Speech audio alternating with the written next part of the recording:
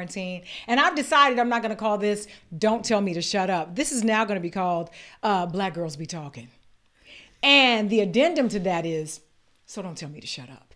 So my first guest on the newly formed, I guess you could say, show, because I've changed the title, is an old friend of mine. She's not old at all. She's sexy. She's young. She's talented. She's all that. She's an author. She's a director. She's a producer. She's a writer. She's a singer. She's a poet. She's so many things that actually I'm a little jealous, but I ain't mad at her. Please welcome to the show, Tiff Tony. Thank you. Hi, I also forgot to add that she is also a personal trainer. She's been trying to help me get this right here right. You make it fun. And she makes it lots of fun. I do the best that I can until she's not around, and that's when it really gets fun, like this. With the wine. Speaking of which, I'm going to toss this to you. Okay. First of all, shout out to the McBride sisters. No, they do not sponsor this, but they should, because I have a subscription to this wine, meaning I get it all the time, so I am never without it. So I'm going to tighten this up and slide it over to you. Thank you.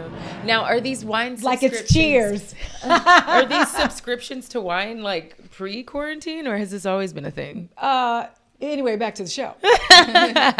Cheers to the freaking weekend.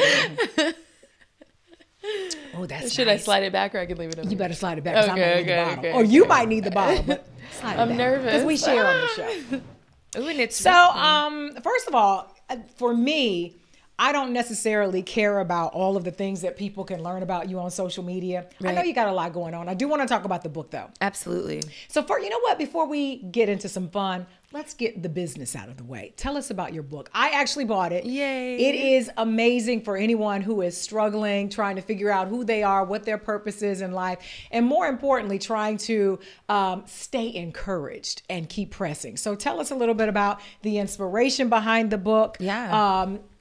And basically who it's for, and then how they can get it. Definitely. So I think with many great works of art, it stems from some sort of trauma or some sort of pain, you know? And so for me, I found myself just kind of in a place in life where I was like, I feel like I'm on a treadmill. I feel like I'm not moving forward. And I went through a bad breakup, and I felt like I was at rock bottom. And one morning, at 3:33 in the morning, because I'm weird about numbers.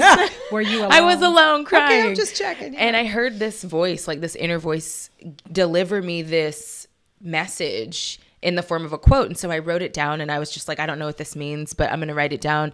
And then for like 3 months, I kept receiving these like messages that I was writing them, but they weren't coming from me. It was like God was delivering like me affirmations. These. Yeah. And so I realized as I was reading them that they were helping me heal.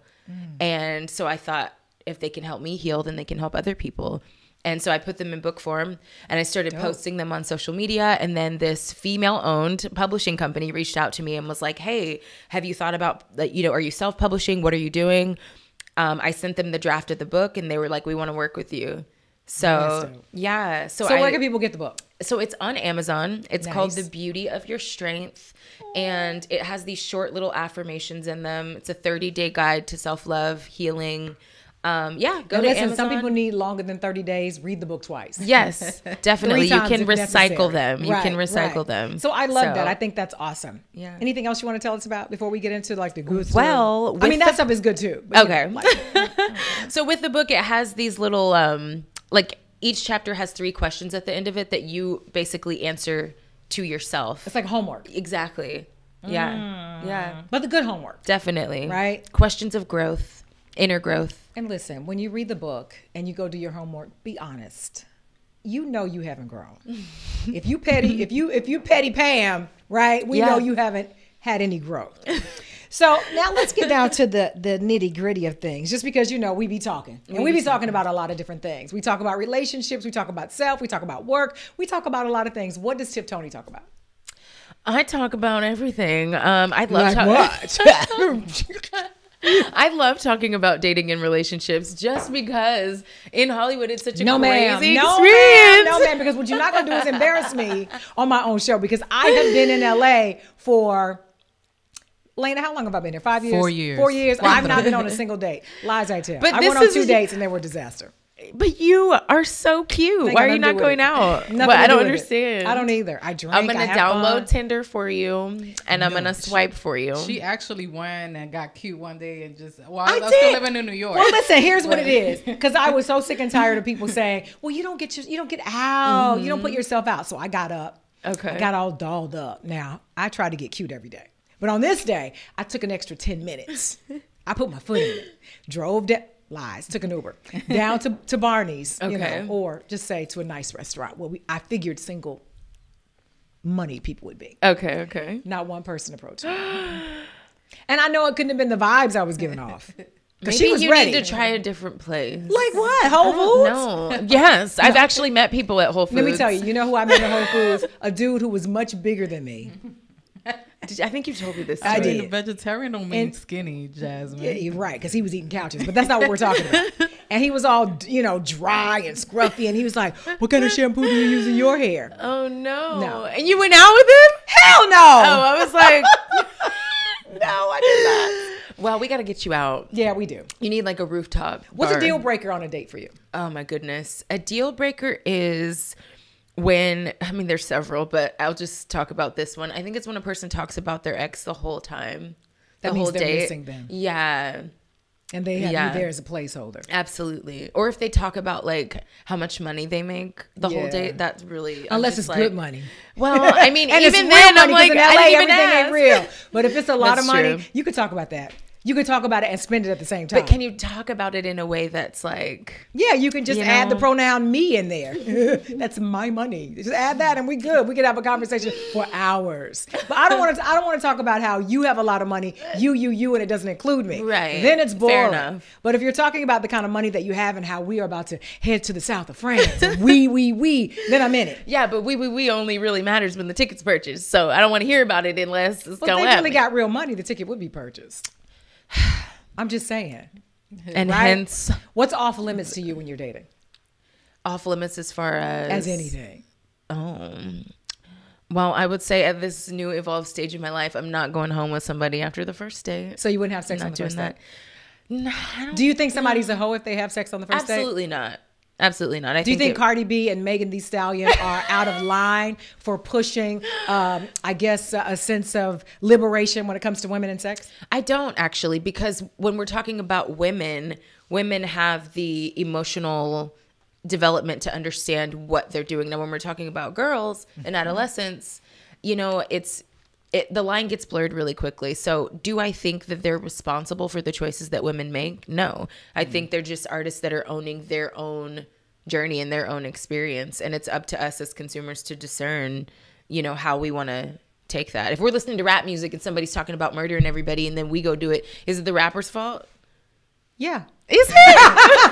Hell yeah. I don't think it is. I'm just kidding. I don't think that it is. I do think sometimes, though, we can be a little bit confusing to the opposite sex. Because sometimes I'm even confused, right? Because I consider myself to be highly independent, very progressive, but also traditional. Definitely. So I confuse myself when I want him to open the door for me, then spit on me. Yeah. I don't want him to spit on me. It's not a Trey Songz kind of situation. But I'm saying... Maybe choke, not spit on. Right, but it can be a little... confusing to a dude, right? I think don't touch me, don't hurt me, but choke me. Right. What do you want? I mean, I think it's just all about energy. You have to be good at reading energy because things change. Like today, I might want you to open the door. Tomorrow, I might not. So you have to be able to read the energy. That's a lot to think of for a man. Hey, listen. And they're not that great at multitasking. They're not, which is why we have to communicate. No shade, but Men are weird. Yeah, they are weird. Yeah. What's the weirdest date you ever gone on? Oh my God.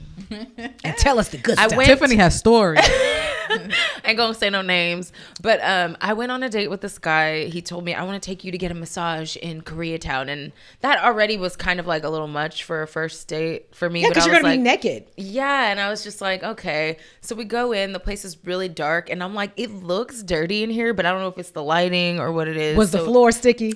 I did not take my shoes off. Did you hear that noise every step you take? I was not taking my shoes off. But the guy that was massaging me just kept getting closer and closer to my Gucci. And I was like, and I had to literally tell him like, okay, that's enough. And then the guy I'm with is just in the corner like, thoroughly enjoying his massage. Now, was he a handsome guy? He was average. Not the date, but the masseuse. No, Because I was curious. Does it make a difference? I think it would make. I think it makes a difference. You know, he could have got into your Gucci if he was cute. Yeah, he could have. I mean, he couldn't have gotten deep, but not he could into it. Maybe around the edge. He could have gotten Close enough. around the peripheral, but not really in it. That's so funny. I've always wondered. Guys always brag about the happy ending that they can get, but I've never really heard of anybody, a female, getting a happy ending. Listen, I feel like I was solicited that day. I'm not gonna lie. During quarantine and lockdown, I could have used a happy ending or 2 or 3.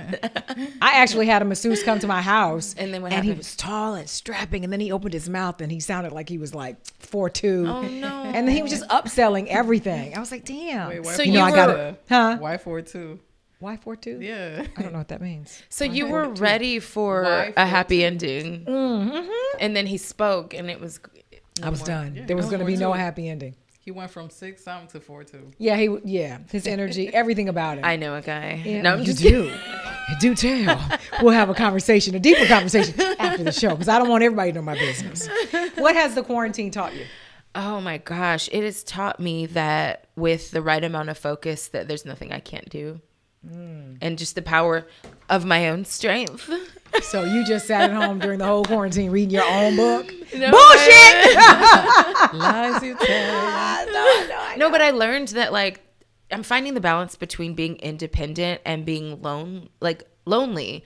Like, I didn't think I was lonely until I was in quarantine, and I was like, I've always enjoyed being alone, and I was always okay with it. But then when I was in quarantine and that was all there was, I felt like, oh my God, like I feel alone. But I think there's a difference between, obviously, between being alone and being lonely. I think you can be alone, but know that there is a connection on the other side of the door.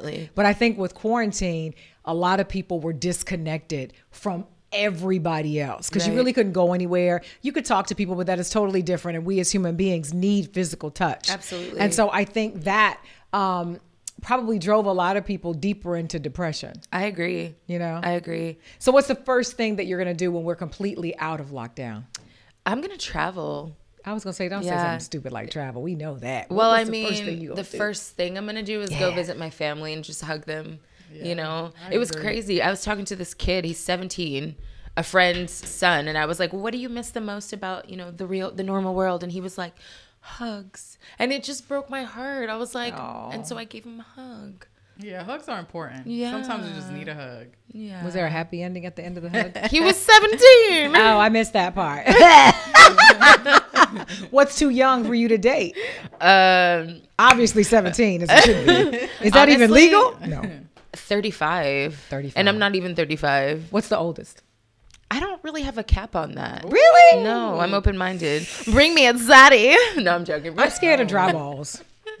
Oh, God. I am. I'm scared of saggy, dry dingleberries. They have medicine for that. What'd you say? They have medicine for that. I don't know. No, they don't. I don't know. If we connect and he's cute, he could be 87, 86. You are not connecting with an 87-year-old you man.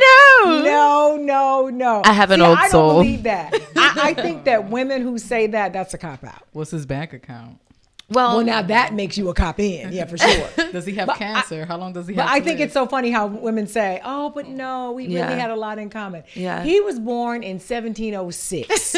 You were born in 1987. What do you have in common? I mean, I'm involved with someone that's like 20-something years older than me. Yeah, but that's different, though. I think 20-something years older than you is still what? 40s, Yeah, 50s, yeah, whatever. yeah. I'm talking about 70s or 80s. I don't know. It depends on what's going on in life and how I'm feeling. I can tell you ain't gonna be much going on in his life in about 10 years. Unless it's George Clooney.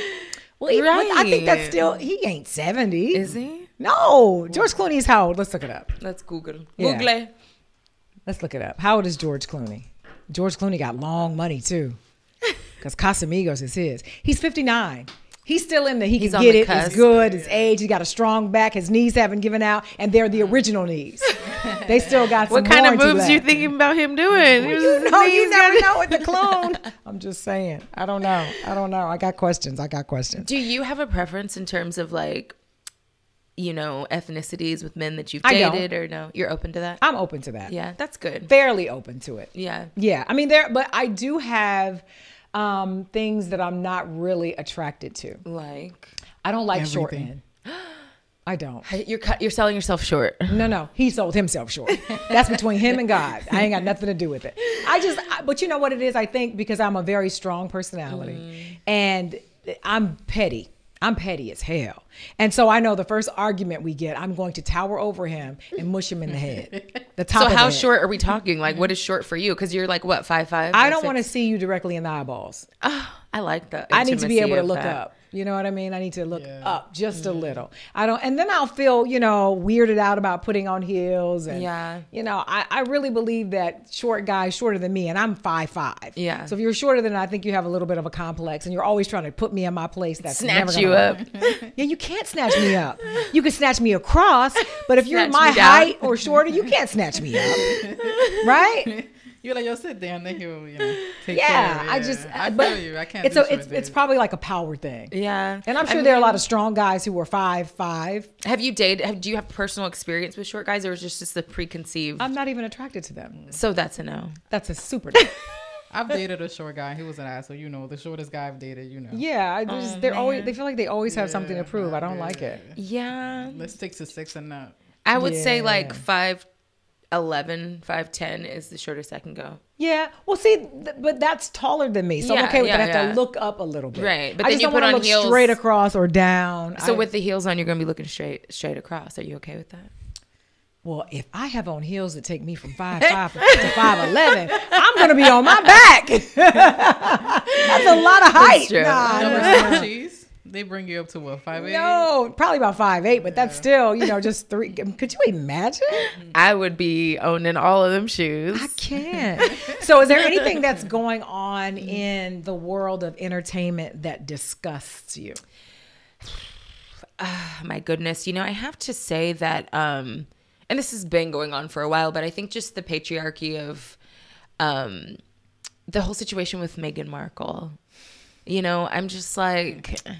It devastates me. And I mean, it's not surprising because we know that we expect these kind of things to happen as women of color. We're not surprised by any of this, but it's just, I get upset, I think, when people try to discredit someone's pain and to just say, oh, this person, there's no way that person's going through this. No, racism doesn't exist anymore. And it's just like, just because you're not personally experiencing something doesn't mean that it's not real, True. So...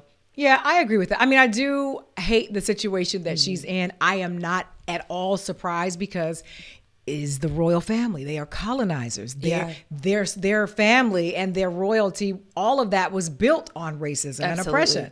And so there is no shocker to me, the queen, although I have an affinity for the royal family and the crown and just the whole monarchy, right? There is something about it that you think only exists in books and movies, and to see that this is actually real. Yeah. So I have an affinity for that, but I'm thinking she's 190. Yeah. So clearly she's got some photos in her album. Right. That they're strange fruit, if you know what I mean. Yeah. So there's no shocker there. I had no, I guess, I was just waiting for it to happen. To believe. Yeah, I had no. Now, I'll tell you this.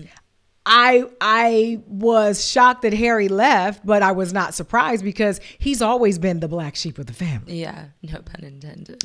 Always. He was always somewhere drunk, naked, dancing with sisters. Like you could tell he was like, you could tell he was like, I'm sick of this shit. Yeah. I'm never going to wear the crown, so I'm just going to have fun. Yeah. And I think he fell in love with Meghan. And I love the fact that he said, you know what? Fuck your crown. Right. I'm out. And came to the States where we hated him. Right. Well, first he went to Canada. There was no love there for him. Then and Tyler Perry. Can you believe, So for put people his who cape criticize, on? Yeah. No, he didn't put a cape on. He just sent somebody in a cape. Oh. He never left home. He stayed in Atlanta.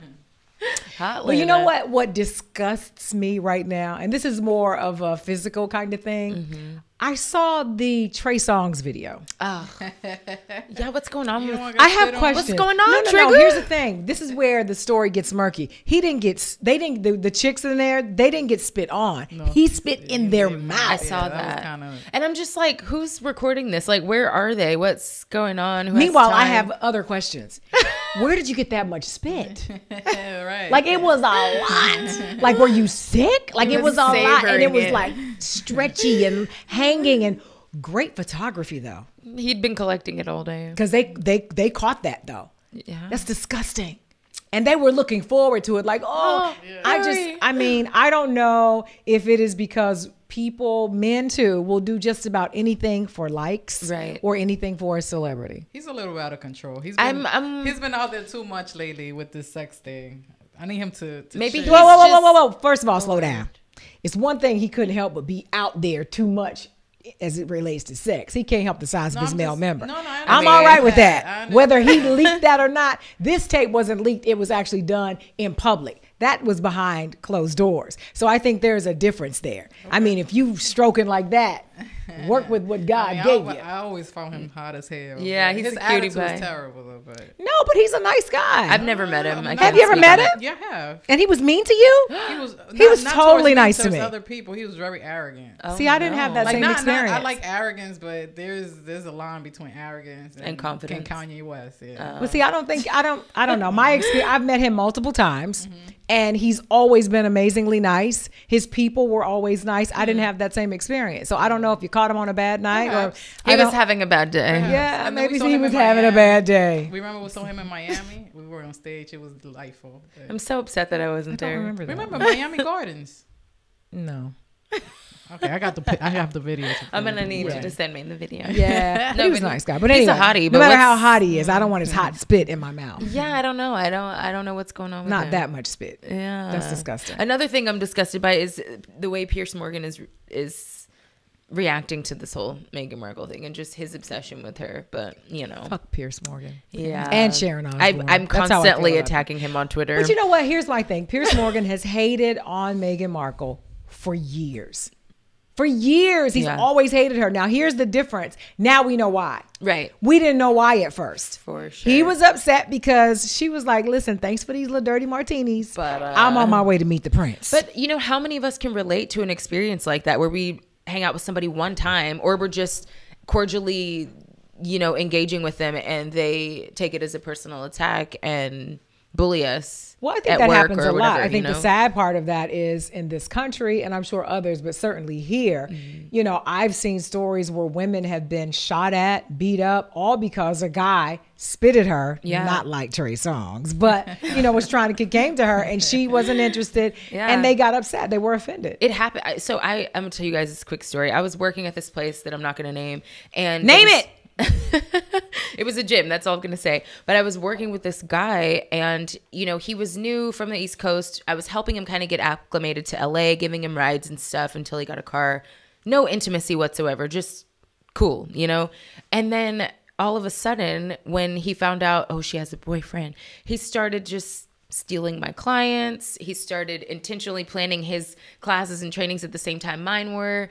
Just very passive aggressive. So I'm like, okay. Men So I could didn't be say so anything petty. about it. Then I opened a notebook to take a message from the voicemail and I find 3 pages of hate lyrics, hate rap lyrics that he wrote about me. I'm not lying to you. Grown man. And you didn't have sex I've with him or not anything. slept with a guy, never kissed a guy, never nothing. Could you imagine if you I had and he was sex? 5'5". See, I told you. See, you're taller than me. Yeah. I'm telling you, if you got to look down, run. But It that's not for was- everybody. That's not for everybody. But I'm just saying. It was just- quite traumatic. And then the men that owned this place didn't even have my back on it. They accused me of writing the lyrics myself. I was like, I'm not a rapper. But yeah, so it was just like I ended up having to leave the job, and it was just none of the men that worked there had my back at all, you know, and it was just like they supported him, and that was that. It's So, always that way. But look yeah. at you now. Right? And the business She's closed winning. down a month Ooh, later, ooh. so it's See, karma. that's how it goes. Karma. Karma is a friend of mine. She's a bad bitch. So let me ask you this. I was having a conversation with Lena not too long ago. Okay. And I was telling her if I had one regret, it would be that I wish I had have looked into having kids. Yeah. More kids, because I have a son. But because I was so focused on work and winning, it just never dawned on me that as a woman, you have a certain amount of time to try to get some babies out. And after that, you know, either, you know, you have to use a surrogate or you try and you go get the shots and the extra stuff. Do you want to have children, and what do you think that's going to do to what you're trying to do now? Because you know you're in this business. It takes a lot of time, a lot of focus. Definitely. You can't focus when baby Johnny's in the background. Right. I always told myself I wanted to have children if I were far enough along in my career and stable enough to be able to have the support to still do what I love and be a good parent at the same time. And I don't know if that's too much to ask from God, but it's just like God is looking at you right now, like you know that's not gonna happen. Girl, pick a side. But no, I've just seen so many of my friends that had kids so young, and they are like miserable and struggling, and they've let themselves go, and their nails ain't done, and it's just too much. So I'm like, I love children. I'm great with them, and I could see myself as a mother, truly, but I just have a lot of things on the list that I'm still trying to check off. Do you think 10 years from now you'll feel the same? I think 5 years from now I will possibly be ready to be a mom. Let me find out you're trying to put a bun in the oven. Let me ask you this. If you were a cocktail, what would you be? Ooh. I would be a Mexican mule. Oh.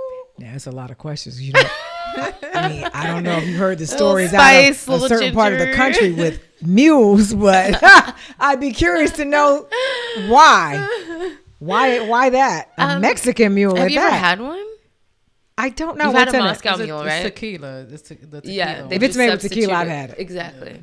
So it's, you got the ginger, you got the sweet, you got the spice, and you come in a nice little tin copper cup. And I think that, me as a person, I seem very delicate sometimes, but I have a lot of spice. You got a little bite to you. Yeah. Wake up and like, what ran over me? Exactly. Tip Tony. I get in the room and then I blow shit up, make shit happen. So now, is that also your drink of choice? Yes. Does it matter what day it is? Do you have a drink that you like on a particular day? I don't really drink often because of the whole fitness thing, and my body just doesn't. This is actually the first drink I've had in like 2-3 weeks. It'll be a different type of podcast. What were you saying about you don't really drink? And I like to be in control of like my thoughts and what I'm doing. And I'm a person of extremes. Like whatever I do, I go hard at it. So if I'm a drink, I'm gonna go hard. So I have to set boundaries for myself. No, that makes sense. I know myself. So that makes sense. Yeah, I don't want to have to wake up and apologize. Well, if you're anything like me, you don't apologize. You just wake up and do it again. No, but I like champagne and anything with tequila in it.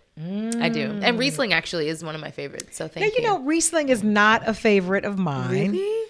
But if it is available and if it is on my bar, I will drink it. What is I am not really into super sweet drinks. And Riesling is a little on the sweet side for me. I am more of...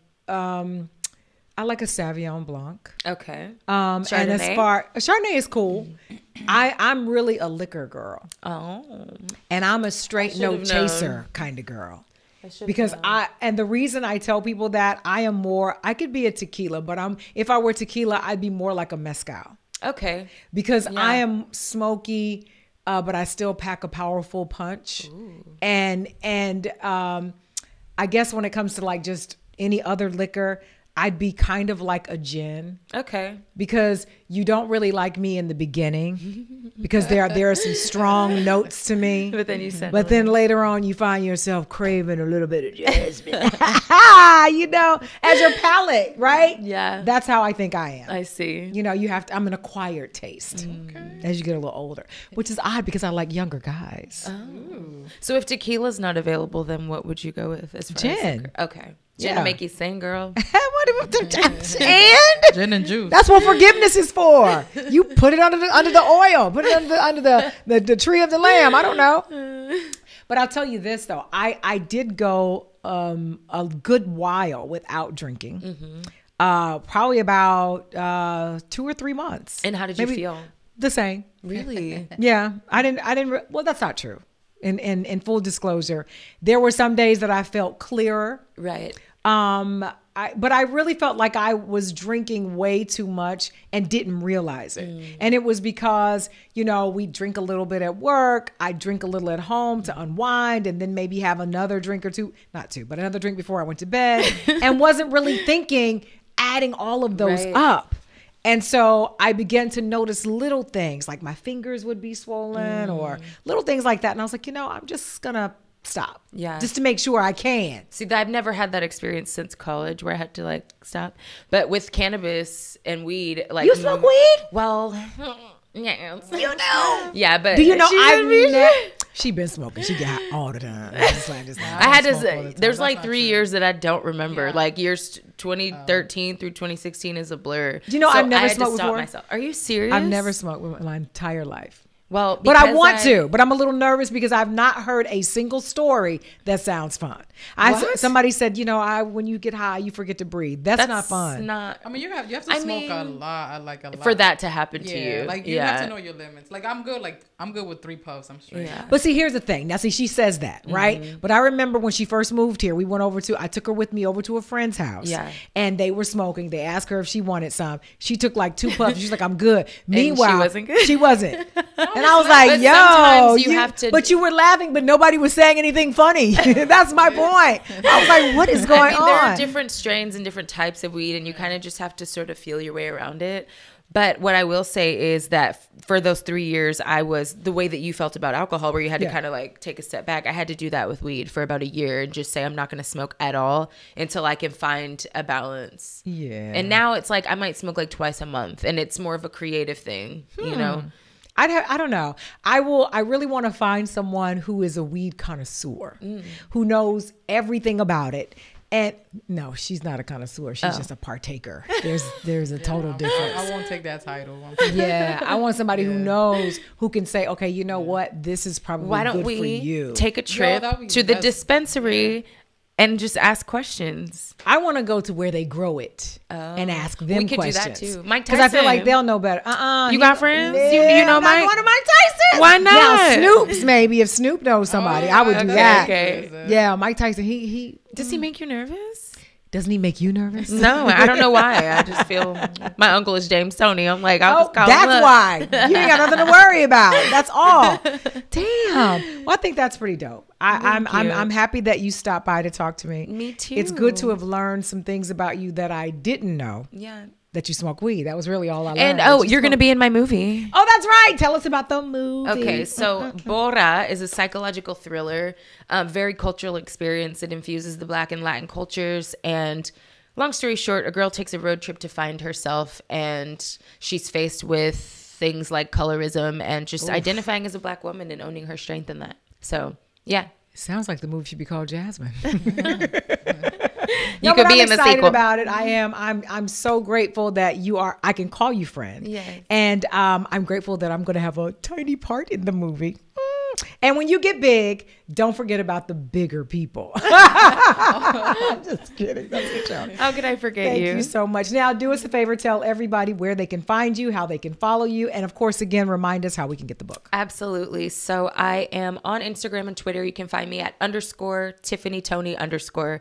Tiffany like the diamond, Tony like the boxer, TONEY. Okay. There you go. And the book is on Amazon. It's called The Beauty of Your Strength. Short little read, but good for the soul. Oh, I love it. See, I told you Black girls be talking, and that's what we were doing today. Now, the next time you see us, I might be high. In the meantime, I'm just going to keep on drinking. Thank you, ladies. We'll see you guys next time.